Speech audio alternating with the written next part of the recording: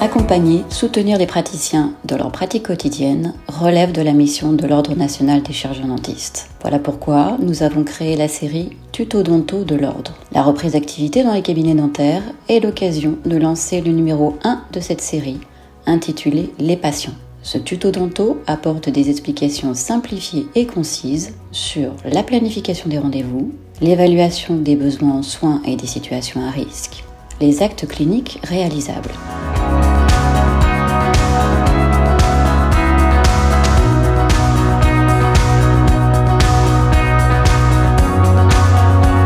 Avec la période de reprise, le chirurgien-dentiste est en charge de la régulation de ses patients et de l'évaluation des besoins en soins et des situations à risque. Les patients ne doivent pas se présenter spontanément au cabinet.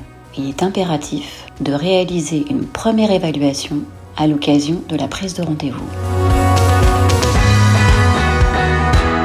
Planification des rendez-vous. Les priorités à la reprise d'activité. Prendre en charge les patients ayant bénéficié de soins urgents durant le confinement. Prendre en charge les patients dont les soins avaient été mis en attente. L'organisation des rendez-vous. Réaliser les procédures de désinfection et d'aération entre chaque patient.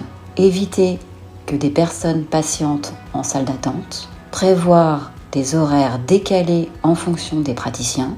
Favoriser le regroupement d'actes sur une même séance plus longue.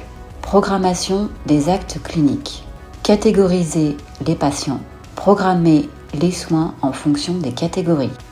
Évaluation des besoins en soins et des situations à risque. Utiliser systématiquement et intégralement le questionnaire. Les actes cliniques réalisables. Patient groupe A. Patient sans symptômes évocateurs de Covid-19 et qui ne répond pas aux caractéristiques des groupes B, C et D.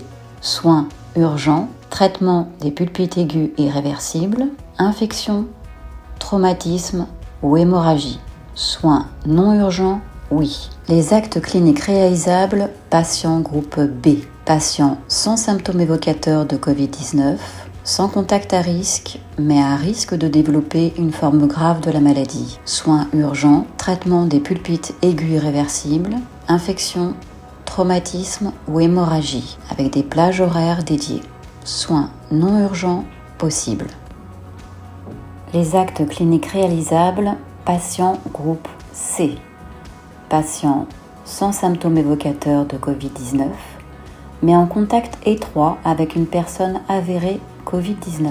Soins urgents, traitement des pulpites aigus irréversibles, infection, traumatisme ou hémorragie, avec des plages horaires dédiées. Soins non urgents, non. Réévaluation 14 jours après le dernier contact. Les actes cliniques réalisables, patient groupe D. Patient Covid-19 avéré ou présentant des symptômes évocateurs de Covid-19 non encore testés.